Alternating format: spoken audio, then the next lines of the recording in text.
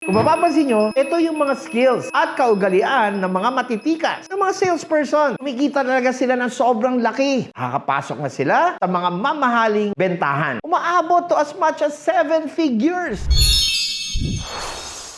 Well, as the #1 success coach of the Philippines, ito ang mga tatlong bagay na dapat ma-develop ng isang top salesperson. Unang-una sa lahat, they are not afraid to invest in their skill. They are selling, for example, mga luxurious things. They will invest in their appearance. Diba, kailangan nila magmukhang presentable? They will invest on clothes, makeup, kahit pa sa pabango. Most of them, importante rin na nakaka-communicate clearly. So, yung iba, nag-i-invest talaga sila sa mga speech coaches. Pangalawang ginagawa nila, they look for a mentor. Someone in the industry of sales that they will follow. Dahil gusto nilang malesen ang percentage ng failures nila in the world of selling. Kahit online. Napakaraming Facebook pages dyan that can help you with your sales journey. But remember, hindi lang sila sumusubaybay at nanonood sa mga coach nila. 100% nilang ini-implement yung mga teaching ng kanilang mga coaches. And lastly, they execute with confidence. At kung ikaw ay nagkamali na rin in the past, gawin mo siyang lesson. Don't let it affect you negatively. Be confident na makakabenta ka dahil nag-i-emit ka ng positive na aura whenever you are confident. Again, this is the Philippines #1 success coach saying